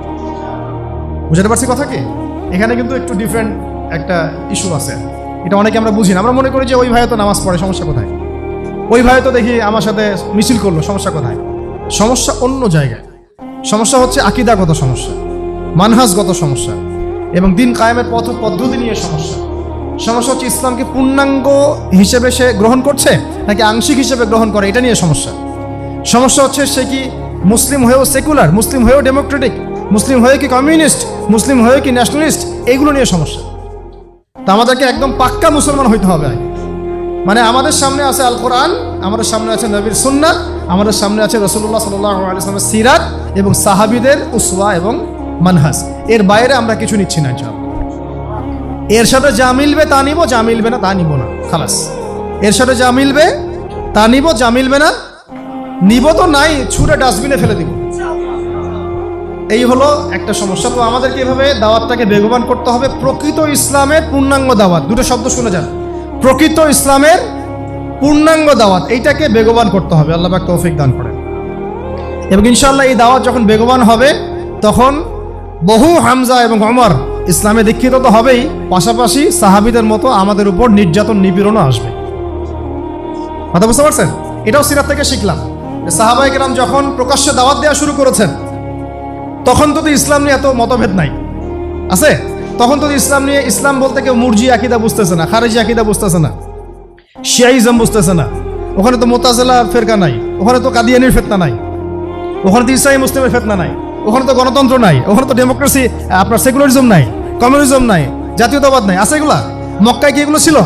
মক্কায় আবু জেহেলদের আইয়ামে জাহিলিয়াত ছিল, আবু জেহেলদের জাহালাত ছিল, কিন্তু এই যুগের আবু জেহেলদের জাহালাত মক্কায় ছিল না। বুঝতে পারিনি কথা। মক্কায় অরিজিনাল আবু জেহেলদের জাহালাত ছিল, কিন্তু বর্তমান সময়কার আধুনিক আবু জেহেলদের জাহালাত মক্কায় ছিল না। এই জন্য এগুলো আমাদেরকে ফেস করতে হচ্ছে। এগুলো কাদেরকে ফেস করতে হচ্ছে? আমাদেরকে ফেস করতে হচ্ছে। এটাই হচ্ছে আমাদের পরীক্ষা। সবাইকে আল্লাহ পাক পরীক্ষা নেবেন, যার যার সময় সেভাবে পরীক্ষা নেবেন। আল্লাহ পাক আমাদেরকে যেন পরীক্ষায় পাশ করার তৌফিক দান করে। এই দাওয়াতটা যখন বেগবান হয়েছে তখন কিন্তু ওই জগৎবা সাহেব আবু জাহেল আবু লাহাব একদম সাহাবীদের উপর নির্মম নির্যাতন শুরু করেছে। প্রথমেই কি সাহাবীরা অস্ত্র হাতে নিয়েছিলেন? উত্তর হচ্ছে না। প্রথমে সাহাবায়ে কেরাম মুখ দিয়ে প্রতিবাদ করেছেন, কখনো কখনো কথা দিয়ে প্রতিবাদ করেছেন, কখনো কখনো মানে গোত্রীয় সাপোর্ট দিয়ে প্রতিবাদ করেছেন, কখনো কখনো আপনার ধৈর্য ধরেছেন, মার খেয়েছেন, গালি খেয়েছেন, কখনো বা প্রয়োজনে হিজরতও করেছেন। কি করেছেন? প্রয়োজনে হিজরতও করেছেন। আবিসিনিয়াতে হিজরত হয়েছে, কখনো মদিনায় হিজরত হয়েছে, এমনকি আমাদের নবীজি নিজেও তায়েফে গিয়েছেন হিজরতের উদ্দেশ্যে। আবার তায়েফবাসী যখন সাহায্য করে নাই, নবী সাল্লাল্লাহু আলাইহি ওয়াসাল্লাম পরের বছর এসে কোথায় গিয়েছেন? মদিনায় হিজরত করেছেন। কেন মদিনায় হিজরত করেছেন? কারণ মদিনায় আল্লাহ রাব্বুল আলামিন তরুণ কিছু সাহাবীকে তৈরি করে দিয়েছিলেন আলহামদুলিল্লাহ, আনসার এবং মুহাজিরদের মধ্য থেকে। তখন যখন মদিনায় হিজরতের পরিবেশ সৃষ্টি হয়েছে, তখনই সাহাবীদেরকে নিয়ে নবী সাল্লাল্লাহু আলাইহি ওয়াসাল্লাম মদিনায় হিজরত করেছেন।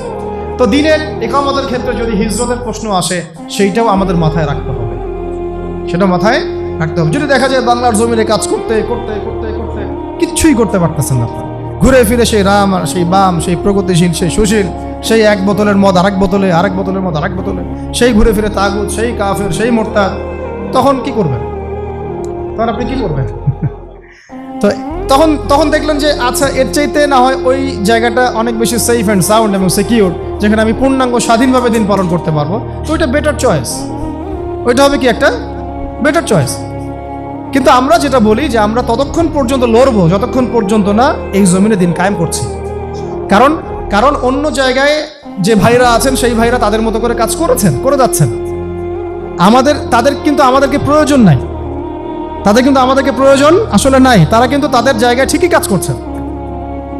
আমাদের নিজেদেরই প্রয়োজন নিজেদেরকে। আমরাই এখন ঐক্যবদ্ধ হতে পারি নাই, এক প্ল্যাটফর্মে আসতে পারি নাই, সত্য মিথ্যা স্পষ্টই করতে পারি নাই।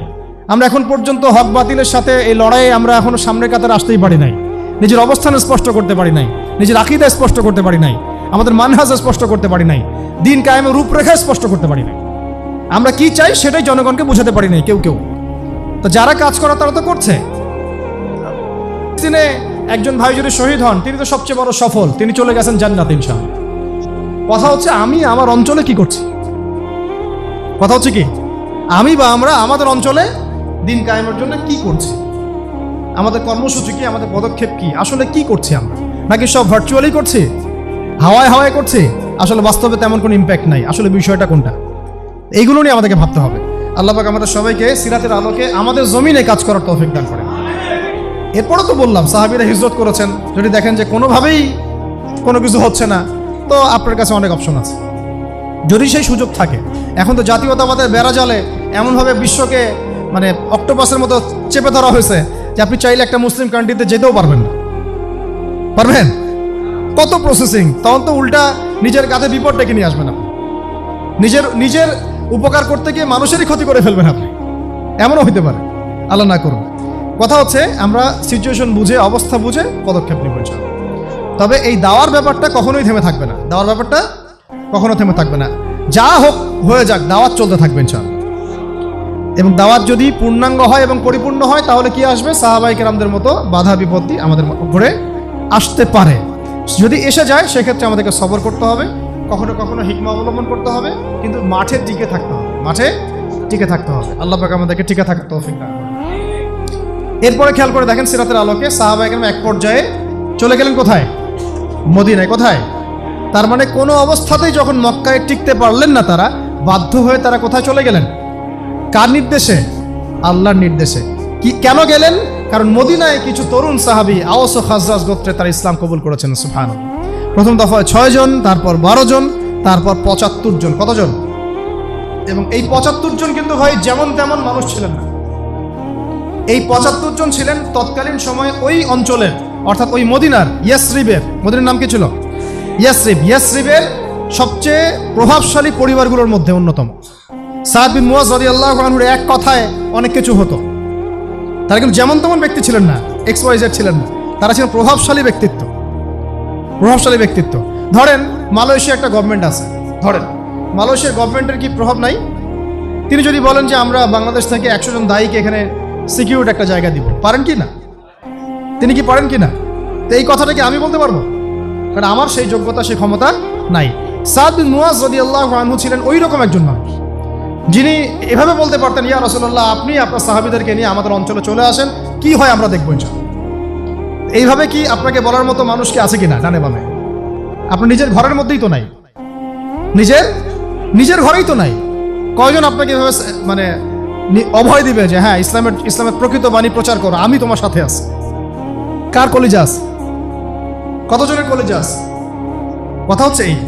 সাদ বিন মুআজ রাদিয়াল্লাহু আনহুর সাথে আরেকজন সাহাবী আছেন, উনিও সাদ রাদিয়াল্লাহু আনহু।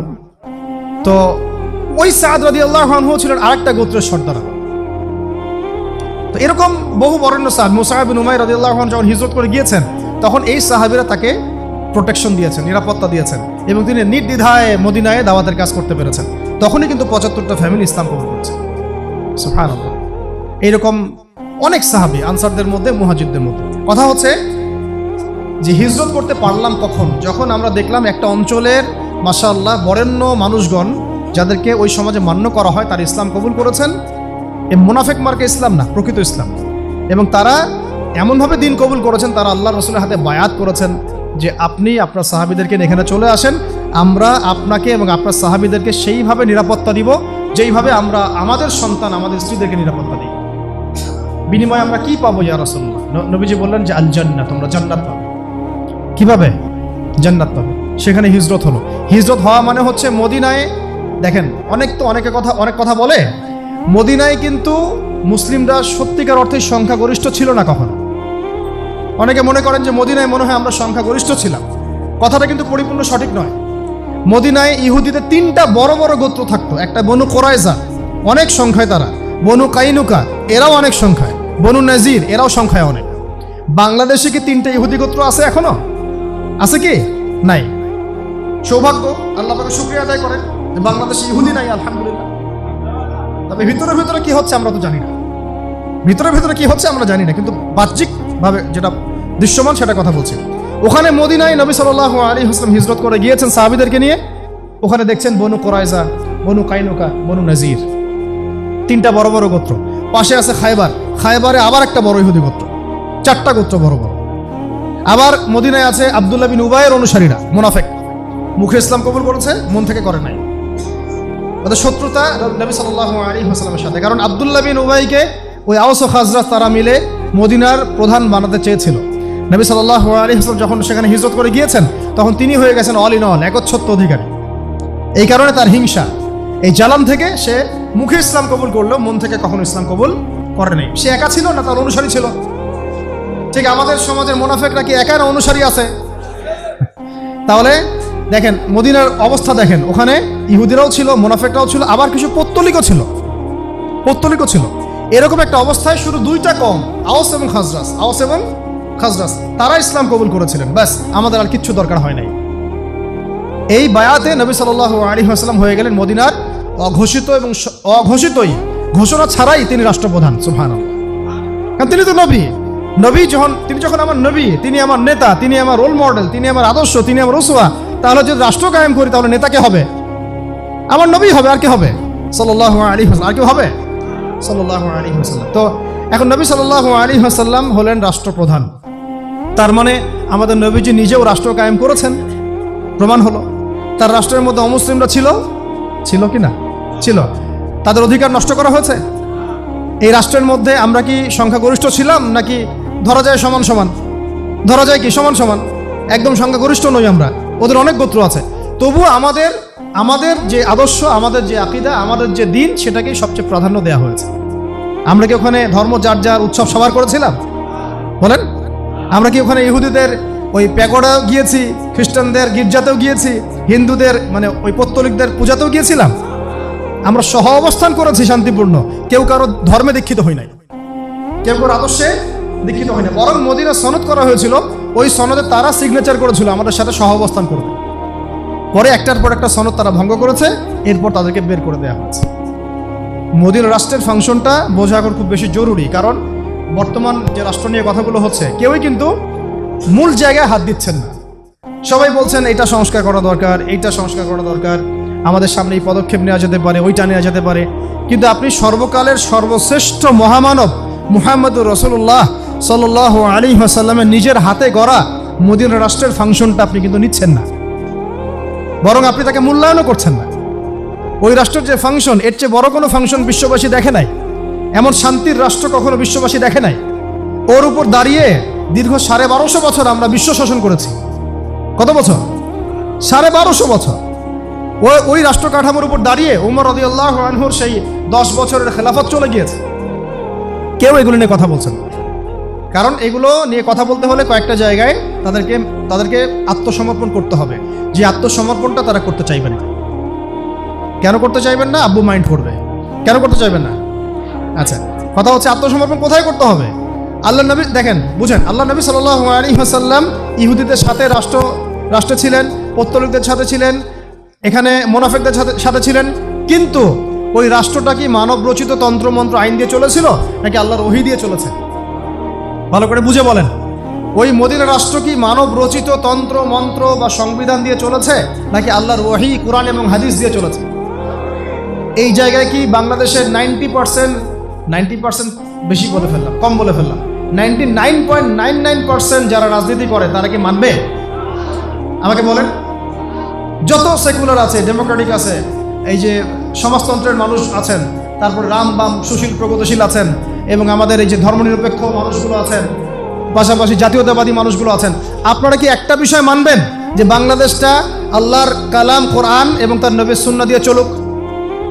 দেখি কার বুকে সাহস আছে, কে বলেন যে হ্যাঁ আমি মানবো। আপনাদের কথা বলছি না, যারা এগুলো ডিল করেন তাদের কথা বলছি। মানবে কারা? এই দাড়ি টুপি বলা কিছু মানুষ। কারা মানবে? এই দাড়ি টুপি বলা, পাগড়ি জুব্বা পরা কিছু মানুষ, যাদেরকে তারা বলে মৌলবাদী। কি বলে? যাদেরকে তারা বলে এরা হচ্ছে ধর্মান্ধ, এরা হচ্ছে তৌহিদি জনতা। এটা আবার নতুন গালি দিচ্ছে আর কি, তাই না? আপনারা বলবেন তাওহীদি জনতা এটা আমাদের ফখরের পরিচয়, এটা আমাদের গর্বের পরিচয়। তোমরা যদি তৌহিদি জনতা হতে না পারো তাহলে কাফেরদের জনতা হয়ে যাও, আর তৌহিদি জনতা হতে না পারলে দিন শেষে তোমাকে কাফের জনতাই হতে হবে, অথবা মুনাফিকদের জনতা হবে, এর বেশি কিছু হতে পারে না। কথা হচ্ছে একটা সহজ সরল কথা বলি, এত কিছু, দেশের শিক্ষা, দেশের অর্থনীতি, দেশের রাজনীতি, দেশের আপনার সংস্কৃতি ইত্যাদি ইত্যাদি, দেশের সংবিধান, সংস্কার, নির্বাচন, একটা বিষয় কি আপনারা মানবেন? কেউ যারা এগুলো করছে তারা কি একটা বিষয় মানবে যে আসেন বাংলাদেশে যেহেতু 90% মুসলিমের দেশ, এই দেশটাকে আমরা আল্লাহর কোরআন দিয়ে শাসন করি, নবীর হাদিস দিয়ে শাসন করি, ইসলামের বিধানগুলো দিয়ে শাসন করি, তারা কি মানবে? প্রশ্ন হচ্ছে কেন মানবে না? উত্তর হচ্ছে, এটা তো একটা উত্তর আছে, তাদের উপরে যারা থাকে তারা মাইন্ড করবে, তাদের আবার তাকত থাকবে না, ক্ষমতা থাকবে না, তারা এসে সেখানে এটাকে মৌলবাদী রাষ্ট্র বলতে পারে ইত্যাদি, তাই না? তো কথা হচ্ছে তারা নিজেরা কেন মানবে না? তারা তো মুসলিম। ব্যক্তি জীবনে তারা যেহেতু নিজেরাই ধর্ম পালন করে না, তাই রাষ্ট্র পর্যায়ে ধর্ম পালনের প্রশ্নই ওঠে না। এটা মূল কথা। তারা কিন্তু ব্যক্তি জীবনে ধর্ম পরিপূর্ণরূপে পালন করেন না, তাই রাষ্ট্র ব্যবস্থায় ধর্ম প্রতিষ্ঠা তো কোনো প্রশ্নই ওঠে না। অথচ আমাদের চোখের সামনে এই 12-13টা মুসলিম রাষ্ট্রের নাকের ডগায় বসে রাষ্ট্র দেখিয়ে দিল কিভাবে রাষ্ট্র তৈরি করতে হয়। ওরা ওদের রাষ্ট্র ইহুদি ধর্ম অনুযায়ী সাজায়, তাওরাত অনুযায়ী চালায়। তার ওই জায়গাটাকে মনে করে হোলি ল্যান্ড। কথা বুঝতে পারছেন? মিশরের নীলনদ থেকে শুরু করে ইরাকের ইউফ্রেটিস পর্যন্ত এই পুরো জায়গাটাকে তারা মনে করে হোলি ল্যান্ড। কি মনে করে? হোলি ল্যান্ড। এবং তারা মনে করে তাওরাতে নাকি তাদেরকে প্রতিশ্রুতি দেওয়া হয়েছে এই জায়গাটা শুধু তাদেরই। আর এই জায়গায় যেহেতু মুসলমানরা আছে, এরা এখানে উদ্বাস্তু, এরা এখানে জবরদখল করেছে, এদেরকে বের করে দিলে নেকি হবে ওদের। না, এই কারণেই বাচ্চাকে মারতে ওদের হাত কাঁপে না। আমি কি বুঝতে পারছি কথা? বুঝতে পারিনি। এই কারণে আপনি ওদেরকে এত আগ্রাসী দেখেন, এত ভায়োলেন্ট দেখেন। এইভাবে তারা হাসপাতাল মারে। কেন মারে? ওরা নেকির আশায় করে কাজ। ওদের কাছে মনে হয় যেগুলো করলে ওদের মাসিহকে ওরা মনে করে ওদের মাসিহ খুব খুশি হবে, সন্তুষ্ট হবে এগুলো করলে। আমাদের প্রতিবেশী দেশ যদি ওই আবার বলতে পারে আমরা অখণ্ড ভারতের সেই ইয়াতে ফিরে যেতে চাই, তাহলে আমরা কেন বলতে পারবো না যে আমরাও বাংলার জমিনে এক টুকরা মদিনা রাষ্ট্র চাই? আমরা তো বেশি কিছু বলি নাই, আমরা বলছি আমরাও বাংলার জমিনে একটা ছোট্ট কি চাই, মদিনা রাষ্ট্র চাই। ঠিক মদিনা রাষ্ট্র যেভাবে চলেছে আমাদের রাষ্ট্রটা সেভাবে চলুক, কোনো সমস্যা? আমাদের সমস্যা নেই। সমস্যা কাদের? সমস্ত রামদের সমস্যা, বামদের সমস্যা, সেকুলারদের সমস্যা, তথাকথিত গণতান্ত্রিকদের সমস্যা, জাতীয়তাবাদীদের সমস্যা, ক্ষমতা লোভীদের সমস্যা, সমস্ত ফাসেক জালেম কাফের মোরতাদ মুনাফিকদের সমস্যা। আমাদের কোনো সমস্যা নাই। আমাদের সমস্যা আছে? যদি চোরের হাত কাটা হয় আমরা খুশি হব, কিন্তু চোরের হাত কাটা হলে ওরা কষ্ট পাবে, কারণ কোন দিন যে তার হাতটা আবার কাটা যায়। রিবা বন্ধ হয়ে গেলে আমরা খুশি হব, সে রিবা বন্ধ হয়ে গেলে আমরা কি হব? খুশি হব। সে বন্ধ হয়ে গেলে কষ্ট পাবে। রিবা বন্ধ হয়ে গেলে ওর তো অনেক কিছু ধসে যাবে। টিকে আছে রিবার উপরে। ইকোনমিক্সের আলোচনা শুনেছেন? কিছুটা তো বুঝতে পারছেন নাকি? যদি মাদকদ্রব্য সেবন করলে বেত্রাঘাত করার আইন আসে, আমাদের তো কোনো সমস্যা নেই, কারণ আমরা মাদক চিনিও না জানিও না। আর যারা মদ খেয়ে রিমান্ডে আসে হুজুরকে মারতে, ওদের তো সমস্যা। রিমান্ডে হুজুরকে মারার আগে মদ খেয়ে আসে। মদ খাইলে আপনি বুঝতে পারবেন না যে আপনি আসলে কি করতেছেন, কাজটা ভালো না খারাপ, সেন্স থাকবে না আপনার। তখন মাদকদ্রব্য খেয়ে রিমান্ডে মানুষকে নির্যাতন করে ভিডিও গেম খেলতে চলে যেতে পারবে। এইগুলো হয়েছে আয়নাঘরের ঘটনা, আমি নিজের কথা বলতেছি না। এগুলো বহু ঘটনা বাংলাদেশের মানুষ সাক্ষী আছে। আর যে যে যে সত্যগুলো উপস্থাপিত হয়েছে এগুলো সত্যের 10%ও না, 90% এখনো কিছুই আমরা জানি না। এটা কবে জানবো আমরা জানি না, আদৌ জানবো কিনা তাও জানি না। বুঝতে পারছি কথা? শুধুমাত্র ইসলামী খেলাফা হুকুমাত ইমারা বা ইসলামী মদিনা রাষ্ট্রের মতো কোনো কাঠামো আসলে তখন সমস্ত রহস্যগুলো উন্মোচিত হবে ইনশাআল্লাহ। এখনো যা দেখছি আমরা এগুলো সব কিছু না, এর পিছনে আরো অনেক গল্প আছে, গল্পের আড়ালে বহু গল্প আছে, এগুলো আমরা জানছি না, বুঝতে পারছি না। আল্লাহ পাক প্রত্যেক জালেমের যেন উপযুক্ত বিচার করেন, আমরা এতটুকু তো বলতে পারি। আরশের রব তো আমাদের কথা শুনছেন, তাই না? আল্লাহ পাক প্রত্যেক জালেমের যেন উপযুক্ত বিচার করেন, দৃষ্টান্তমূলক শাস্তি দান করেন, এমন বিচার আল্লাহর পক্ষ থেকে নাজিল করেন যেন সে দুনিয়াতেও কখনো সুখ না পায়, পরকালেও না পায়। আমরা তাদের জন্য কখনো দোয়া করতে পারবো না। আল্লাহ পাক আমাদের দোয়া কবুল করুন। এরপরে আসেন যে এই যে মদিনা রাষ্ট্রের কাঠামো, লম্বা হয়ে যাচ্ছে নাকি? শেষ করতেছে। এই কাঠামোটা কি আমাদের এখানে ইমপ্লিমেন্ট করা যায় না? আসলে যাবে কি? আচ্ছা, এখন আপনাদেরকে আমি বুঝাই, রাষ্ট্র গঠন করতে কয়টা উপাদান লাগে? 4টা। ভূখণ্ড লাগে, আমাদের ভূখণ্ড আছে। জনসংখ্যা লাগে, আমাদের জনসংখ্যা আছে। আমাদের সার্বভৌমত্ব লাগে, আছে কি? আছে, কিন্তু বৈশ্বিক প্রেক্ষাপটে হয়তো নাই। আমরা আঞ্চলিকভাবে স্বাধীন, বৈশ্বিকভাবে হয়তো স্বাধীন না। আর 4 নম্বর কি প্রয়োজন হয়? সংবিধান, তাই তো? একটা বিধান যেটা দিয়ে রাষ্ট্র চলবে। এখন এই বিধানটাতে গিয়ে সমস্যা হচ্ছে, এখানে আমরা কোরআন এবং সুন্নাহকে আমাদের সংবিধান হিসেবে রাখতে পারি নাই। এখানে রেখেছি আমরা সেই 72, সেই কি 72, ওখানে 4টা মূলনীতি আছে, 4 দেবতা। কয় দেবতা? 4 দেবতার পূজা হয়। 1 হলো গণতন্ত্র, 2 হলো ধর্মনিরপেক্ষতাবাদ, 3 হলো কমিউনিজম, আর 4 হচ্ছে জাতীয়তাবাদ। এর বাইরে কোনো কিছু নাই। তারা মনে করে এর বাইরে দুনিয়াতে আর কিছু নাই। তারা মনে করে রাজনীতি করতে হবে, দেশ চালাতে হবে, এই তো বাইরে এই 4টাই তো, বাইরের কি আছে? ভাবখানে এরকম আর কি। আবার এই 4টাতে হাত দেওয়া যাবে না, হাত দেওয়া যাবে না, কিন্তু এটা পবিত্র। এটাতে হাতও দেওয়া যাবে না, কথাও বলা যাবে না। এটা ধরার আগে মনে হয় ওযু করতে হবে। ভাবখানা এরকম আর কি। এটা কি আল্লাহ পাঠিয়েছেন? তার রাসূল পাঠিয়েছেন? এটা কি কোনো সাহাবী লিখেছেন? কোন ইমাম লিখেছেন? লিখেছে কারা? যারা লিখেছে তারা কি খুব মুত্তাকি মানুষ, পরহেজগার মানুষ? তারা কি দিনদার মানুষ? তাহলে এখানে হাত দেওয়া যাবে না কেন? কেন সংস্কার করা যাবে না? কেন কথা বলা যাবে না? কেন এখানে ইসলাম বিরোধী বিষয়গুলোকে বের করে ফেলা যাবে না? কেন এখানে ইসলামের পক্ষের বিষয়গুলোকে ঢোকানো যাবে না? কেন যাবে না? এটা প্রশ্ন না, একটা কমন প্রশ্ন। আচ্ছা, এটা তো আল্লাহ পাঠান নাই ভাই, এটা তো রাসূল নিয়ে আসেন নাই, এটা তো মানুষের মস্তিষ্ক প্রসূত। মানুষ তো এটাও বলতেছে সমকামিতা ভালো জিনিস, মানুষ বলতেছে মদ খাওয়া যায়, মানুষ বলতেছে যে ছেলে ছেলে জেনা করা যায়, মেয়ে মেয়ে জেনা করা যায়, মানুষ বলতেছে রিলেশনশিপও করা যায়, প্রেমের জন্য বিয়ে করবো না, খালি সেক্স করার জন্য বিয়ে করবে। তো মানুষ তো অনেক কিছুই বলে, তো মানুষের সব কথাই কি অকাট্য হয়? মানুষের কথাগুলো কি সত্য মিথ্যার অভ্রান্ত উৎস? মানুষের কথা কি সত্য মিথ্যা, ন্যায় অন্যায়ের অভ্রান্ত অকাট্য মানদণ্ড? তাহলে সত্য মিথ্যা ন্যায় অন্যায়ের মানদণ্ড কোনটা? আল্লাহ পাকের ওয়াহি, আল্লাহর ওয়াহি, আল্লাহর পক্ষ থেকে প্রাপ্ত ওয়াহি, প্রত্যাদেশ, যেটা আমাদের সামনে মওজুদ কোরআন এবং সুন্নাহর হলতে, কোরআন এবং সুন্নাহ সুরতে। তাহলে আমরা কেন কোরআন এবং সুন্নাহর সাথে সাংঘর্ষিক বিষয়গুলোকে এখান থেকে বের করে ফেলবো না? এটা আমার প্রশ্ন। আর কেন আমরা এটাকে কোরআন এবং সুন্নাহর চেয়েও বেশি পবিত্র মনে করা শুরু করছি? হাত দেওয়া যাবে না, কথা বলা যাবে না, এটা করা যাবে না, সেটা করা যাবে না। আল্লাহ পাক আপনাদেরকে বোঝার তৌফিক দান করুন। মূল কথায় আসি, যতদিন পর্যন্ত ব্যক্তি জীবন থেকে শুরু করে রাষ্ট্র জীবন পর্যন্ত কোরআন এবং সুন্নাহ ভিত্তিক আইন বিধান এবং শাসনগুলোকে কার্যকর করা যাচ্ছে না, ততদিন পর্যন্ত মুসলিম জাতির আর্থসামাজিক কোনো উন্নয়ন কখনো সম্ভব না। আল্লাহ পাক আমাদের সবাইকে কথাগুলো বোঝার তৌফিক দান করুন। সিরাতের আলোকে আমরা শিখলাম, রাষ্ট্র যদি গঠন করতেই হয় কেমন করতে হবে? মদিনার মতো। কেমন? তো মদিনা রাষ্ট্রে আমরা কি খুব কোণঠাসা অবস্থায় ছিলাম, নাকি বুক ফোলায় বাঁচছি? মদিনা রাষ্ট্রে কোনো মুসলমান ভয় ছিল? কোনো বোনের উপর জুলুম হয়েছে? চুরি হয়েছে? হইলেও একটা দুইটা, হাত কেটে ফেলা হয়েছে। জেনা হয়েছে কি? একটা দুইটা, শাস্তি দেওয়া হয়েছে। ওই সময় কি মুসলিমরা অমুসলিমদের হাতে মার খাইছে? না, আমরা প্রত্যেকটা যুদ্ধে জয়লাভ করছি। ওই সময় কি আমাদের সম্মান মর্যাদা কমেছিল না বেড়েছিল? ওই সময় কি অর্থ ব্যবস্থা আমাদের ধসে গিয়েছিল না উন্নতি হয়েছিল? কোন সেক্টরটা নিয়ে কথা বলবেন? মদিনা রাষ্ট্রের প্রতিটা সেক্টর মুসলমানদের পক্ষে ছিল। আর আজকে এই সেক্টরগুলো মিলান, কোন সেক্টরে আমরা এগিয়ে আছি? শিক্ষা এগিয়ে আছে কি? সমাজ কল্যাণ এগিয়ে আছে? আমরা কি বিজ্ঞান প্রযুক্তিতে এগিয়ে আছি? আমরা কি অর্থ ব্যবস্থা এগিয়ে আছি?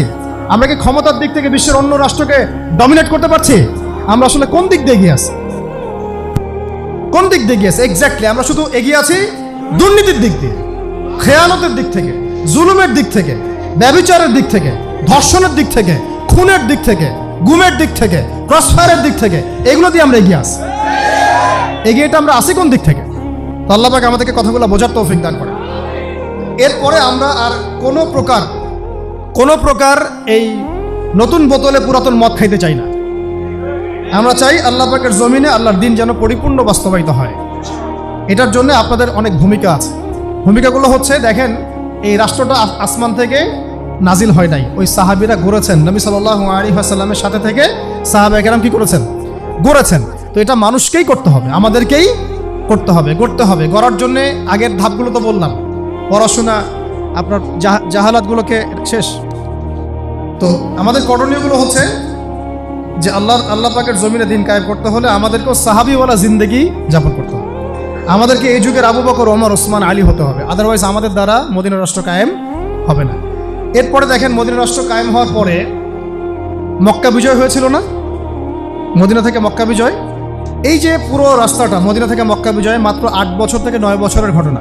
এই 8-9 বছরের মধ্যে ইসলাম শুধু তাবলিগের মধ্যে সীমাবদ্ধ থাকে নাই। দাওয়াত হয়েছে, তাবলিগ হয়েছে, অর্থ ব্যবস্থাকে স্বাবলম্বী করা হয়েছে, রাষ্ট্র নিরাপত্তা নিশ্চিত করা হয়েছে, আল্লাহ প্রদত্ত সংবিধান রাষ্ট্রে প্রয়োগ করা হয়েছে, তার আনসার মুহাজিরদের মধ্যে ভ্রাতৃত্বের বন্ধন স্থাপন করা হয়েছে, বহির্বিশ্বে দাওয়াতের কাজ করা হয়েছে, এবং বেশি থেকে বেশি গাজওয়া এবং সারিয়া হয়েছে। গাজওয়া এবং সারিয়া মানে দাওয়াতের সাথে তাবলিগের সাথে জিহাদ এবং কিতাল হয়েছে। এগুলো যখন হতে হতে হতে আমাদের জনসংখ্যা বৃদ্ধি পেয়েছে, আমাদের টেরিটরি এক্সপ্যান্ড করেছে, পাশাপাশি আমাদের অর্থ ব্যবস্থাও সমৃদ্ধ হয়েছে, আস্তে আস্তে প্রায় বিনা যুদ্ধে আমরা কিন্তু মক্কা জয় করছি। তার মানে একবার মদিনা রাষ্ট্র তৈরি করতে পারলে মক্কা বিজয় করাও সম্ভব। আর মক্কা বিজয় করতে হলে আপনাকে মদিনা রাষ্ট্র গঠন করতেই হবে, আদারওয়াইজ আপনি বিশ্ব জয় করতে পারবো না। আমরা বিশ্ব জয় করতে পারবো না। আমাদের সবার স্বপ্ন একটা না, যে বাইতুল মুকাদ্দাস বিজয় লাভ করুক, ফাতহ হোক, মধ্যপ্রাচ্যে শান্তি ফিরে আসুক, আমাদের মুসলিম কান্ট্রিগুলোর দুর্দশা দূর হোক, আমরা সবাই এক হয়ে যাই, এই জাতীয়তাবাদের জাহালাতগুলো দূর হয়ে যাক, কালিমা পতাকা লা ইলাহা ইল্লাল্লাহ মুহাম্মাদুর রাসূলুল্লাহ প্রত্যেকটা ঘরে ঘরে উড়ুক। এটা আমরা চাই না? যদি চাই তাহলে আমাদেরকে সবার আগে মদিনা রাষ্ট্রগুলো কায়েম করতে হবে। প্রত্যেকটা অঞ্চলে অঞ্চলে এক একটা করে ছোট ছোট মদিনা রাষ্ট্র দরকার। তারপরে দেখবেন বৃহত্তর পরিবেশে ইনশাআল্লাহ তাআলা মক্কা বিজয় হবে। আমরা এটা হাদিস থেকে জানি যে ইমাম মাহদির সময় এবং ঈসা ইবনে মারইয়ামের সময় তারা প্রায় 40 বছর, কত বছর? 40 বছর এই পুরো বিশ্বকে ইসলামী খেলাফতের আন্ডারে নিয়ে আসবেন ইনশাআল্লাহ। কত বছর? 40 বছর। ইমাম মাহদির ইন্তেকাল হবে আগেই, হয়তো 7 বা 9 বছর পরেই আত্মপ্রকাশের, কিন্তু ঈসা আলাইহিস সালাম 40 বছর পর্যন্ত ওই বাইতুল মুকাদ্দাস জেরুজালেম থেকে পুরো বিশ্বের মধ্যে ইসলামী খেলাফা কায়েম করবেন ইনশাআল্লাহ। তখন এই জাতীয়তাবাদের জাহালাতগুলোও থাকবে না, পতাকা হবে একটা। পতাকা হবে কয়টা? একটা। ইনশাআল্লাহ তাআলা। এবং দেখবেন, আপনাদের কি মনে হয় তিনি আসার পরে আব্বুদের কাছে যাবেন, গিয়ে বলবেন যে আমাদেরকে লোন দেন, হ্যাঁ আমাদেরকে জাতিসংঘের সদস্য পদ দেন, অ্যাপ্লাই করবেন? দৃশ্যটা কেমন মনে হয়? ঈসা আলাইহিস সালাম বসে আছেন জাতিসংঘে, ব্যাপারটা কেমন লাগে? আসলে এগুলো কখনো হবে না, ইনশাআল্লাহ হবে না, তো হবেই না। বরং ওই সময় এই ধরনের কোনো তাগুতি সিস্টেমের অস্তিত্বই থাকবে না, ইনশাআল্লাহ। আচ্ছা, একটা সময় কি এরা ছিল? আজকে থেকে 150-200 বছর আগে তারা কি ছিল? ওই সময় যেমন তারা ছিল না, ভবিষ্যতেও তারা থাকবে না। মাঝখানের এই সময়টুকুতে তারা শুধু পুরো বিশ্ববাসীকে দাজ্জালের শাসনের আন্ডারে নিয়ে আসার জন্য এই তন্ত্রমন্ত্রগুলো লঞ্চ করেছে। আর কিচ্ছু না, আর কিচ্ছু না, শুধুমাত্র এই 200-300-400 বছরের বিষয়গুলো। আল্লাহু আ'লাম বিস-সাওয়াব, সঠিক আল্লাহ পাক জানেন, কিন্তু সময়সীমা এতটুকুই ইনশাআল্লাহ আযজা ওয়া জাল্লা। দেখবেন সামনে দেখবেন পুরো দিন বদলাই গেছে ইনশাআল্লাহ। এদের না থাকবে কোনো অস্তিত্ব, না থাকবে কোনো ক্ষমতা, আর না থাকবে কোনো দৌরত্ব, না থাকবে কোনো দাপট ইনশাআল্লাহ আযজা ওয়া জাল্লা। তো আমরা বুঝতে পারলাম যে এইভাবে সিরাতের আলোকে যদি আমরা দিন কায়েম করতে চাই, তাহলে আমাদেরকেও সাহাবিওয়ালা সেই জিন্দেগি করতে হবে। প্রথমে বলেছিলাম ভাই কি, জাহালাত চিনতে হবে, তারপরে দিনের ইলম অর্জন করতে হবে, অবশ্যই আমল বাড়াতে হবে, হালাল খাইতে হবে, মুরব্বী ওলামা ইকরামদের সোহবতে থাকতে হবে, এবং তাসকিয়া অর্জন করতে হবে, আত্মশুদ্ধি অর্জন করতে হবে। এরপরে দাওয়াতের কাজ করতে হবে। দাওয়াতের ক্ষেত্রে আমাদেরকে গোপন দাওয়াতও থাকবে, প্রকাশ্য দাওয়াতও থাকবে। এই দাওয়াত দিতে গিয়ে আংশিক দাওয়াত দিব না, পূর্ণাঙ্গ ইসলামের দাওয়াত দিব ইনশাআল্লাহ। আর এই পূর্ণাঙ্গ ইসলামের প্রকৃত দাওয়াত দিতে গেলে সমাজের মধ্যে হক আর বাতিলের কনফ্লিক্ট সৃষ্টি হবে। তখন দেখা যাবে অনেক বাতিলপন্থী আমাদের দলেও যেমন আসবে, তেমনি অনেক বাতিল আমাদের উপর আগ্রাসী ভূমিকাও রাখতে পারে। ওই সময় আমাদেরকে সবর করতে হবে, ধৈর্য ধরতে হবে। প্রয়োজনে হিজরতের রাস্তাও খোলা আছে, কিন্তু আমরা দাওয়াত কখনো বন্ধ রাখবো না। এরপরে আল্লাহ রাব্বুল আলামিন ইনশাআল্লাহ আস্তে আস্তে এইভাবে দাওয়াতের কাজ করতে থাকলে, তাবলীগের কাজ করতে থাকলে, প্রয়োজনে গাজওয়া এবং সারিয়ার মধ্য দিয়ে ইনশাআল্লাহ এক পর্যায়ে আমরা যদি মদিনা রাষ্ট্র কায়েম করতে পারি, একদিন মক্কা বিজয় হবে ইনশাআল্লাহ। আল্লাহ পাক আমাদের সবাইকে সিরাতের আলোকে দিন কায়েম করার তৌফিক দান করুন। আবার বলছি, আল্লাহ পাক আমাদের সবাইকে সিরাতের আলোকে দিন কায়েম করার তৌফিক দান করুন। সিরাতের আলোকে দিন কায়েম করতে হলে সবাইকে সিরাত তো পড়তে হবে নাকি? আজকের কনফারেন্স থেকে আমরা একটা প্রত্যয় ব্যক্ত করি যে আমরা আগামী 1 মাসের মধ্যে, কয় মাস? আগামী 1 মাসের মধ্যে কমপক্ষে 3টা সিরাতের বই পড়ে শেষ করবো ইনশাআল্লাহ। রাজি আছি তো ইনশাআল্লাহ? আর বেশি বেশি পড়াশোনা করতে হবে, আমল বাড়াতে হবে, ওলামা ইকরামের সোহবতে থাকতে হবে, হারাম খাওয়া যাবে না, এবং ইসলাম বিরোধী কোনো তৎপরতার সাথে সম্পৃক্ত হওয়া যাবে না। এখন আমাদের সামনে এই বাংলাদেশকে নতুন করে বিনির্মাণ করার সময়, এবং এই সুযোগটা যদি আমরা হাতছাড়া করি, আমরা আরও 50 বছর পিছিয়ে যাব। কথা বুঝতে পারছেন? যদি আমরা এখন এই সুযোগটা হাতছাড়া করি, বা আমরা যদি পিছুপা হই এবং হক আর বাতিলকে স্পষ্ট না করি, তাহলে আমরা আরও 50 বছর পিছায় যাব। এটা আমরা হতে দিতে চাই না। তাই আমরা চাই সবাই মিলে এখন থেকে আমরা দাওয়াতের কাজ করবো ইনশাআল্লাহ। আমরা তো শান্তিকামী জনগণ, আমরা কি উগ্র হতে চাই? বা আমরা কি আদৌ উগ্র? আমরা কি আদৌ জঙ্গি? আমরা কি আদৌ সন্ত্রাসী? হ্যাঁ, যখন তারা ইসলামের বিপক্ষে অবস্থান নেবে, কোরআন এবং সুন্নাহর বিপক্ষে অবস্থান নেবে, আল্লাহ বিরোধী আইন করবে, আল্লাহর হালালকে হারাম করবে, আল্লাহর হারামকে হালাল করবে, আল্লাহকে গালি দিবে, রাসূলকে গালি দিবে, তখন কি আমরা চুপ করে বসে থাকবো? তখন আমাদের এই প্রতিবাদটাকে কি তারা বলবে এটা উগ্রতা? যদি তারা আমাদের সেই প্রতিবাদকে উগ্রতা বলতে চায়, তাহলে আমরা বলবো তাহলে তো আপনারা উগ্রতা প্রদর্শন করে ক্ষমতায় গিয়েছেন। তাহলে কি এটা উগ্রতা ছিল? কখনোই না। আমরা কি তাদেরকে উগ্র বলেছি? আমরা কি আমাদের মাজলুম ভাইদেরকে কখনো উগ্র বলেছি? তারা জুলুমের শিকার হয়েছিলেন, প্রতিবাদ করেছেন, আলহামদুলিল্লাহ। আমরা তাদের জন্য দোয়া করি, তাদের শহীদদের জন্য দোয়া করি, এবং তাদের যারা আহত তাদের জন্য আমরা শেফার দোয়া করি। তাদেরকে আল্লাহ পাক আরো বড় করেন, আমরা সেই দোয়া করি, কারণ তারা মাজলুম ছিলেন, তারা জালেমের প্রতিবাদ করেছেন। তো আমরাও যখন মাজলুম হব, আমাদের চোখের সামনে জুলুম দেখবো, আমরা কি চুপ করে বসে থাকবো? তখন যদি আপনারা আমাদেরকে জালেম বলতে আসেন, তাহলে কিন্তু আমরা আপনাদেরকে চিনব না। শোনেন, অভ্যুত্থান হয়েছে, এখনো বিপ্লব হয় না। একটা অভ্যুত্থান হয়তো হয়েছে, এখনো পরিপূর্ণ ইসলামী বিপ্লব কিন্তু হয় নাই। পরিপূর্ণ ইসলামী বিপ্লব তখনই হবে যখন ইনশাআল্লাহ তাআলা আমরা আমাদের অঞ্চল থেকে শিরকের শেকড়টা উপরে ফেলে তাওহীদ প্রতিষ্ঠা করবো ইনশাআল্লাহ। কুফরের শেকড় উপরে ফেলে আমরা ইমানের বীজ বপন করবো ইনশাআল্লাহ। যখন আমরা আমাদের অঞ্চল থেকে ইনশাআল্লাহ আযজা ওয়া জাল যত হারাম, যত দুর্নীতি, যত জুলুম, এগুলো শেকড় উপরে ফেলে ইনসাফ, আমানত এবং আদালতের শেকড় স্থাপন করবো ইনশাআল্লাহ। তখন দেখবেন একটা পবিত্র বৃক্ষ আল্লাহ পাকের পক্ষ থেকে দৃশ্যমান হচ্ছে, এবং ওই বৃক্ষে যে ফলগুলো ধরবে, এগুলো ইনশাআল্লাহ কিয়ামত পর্যন্ত স্থায়ী হবে ইনশাআল্লাহ। আল্লাহ পাক আমাদের সবাইকে সিরাতের আলোকে দিন কায়েম করার তৌফিক দান করেন আমিন। সবার আগে নিজেকে ঠিক করতে হবে। কি করতে হবে? সবার আগে নিজেকে ঠিক করতে হবে। আল্লাহ পাক আমাদের সবাইকে ব্যক্তি জীবন থেকে নিয়ে আমাদের রাষ্ট্র ব্যবস্থা পর্যন্ত কোরআন, সুন্নাহ এবং সিরাতের আলোকে ঢেলে সাজানোর তৌফিক দান করেন আমিন।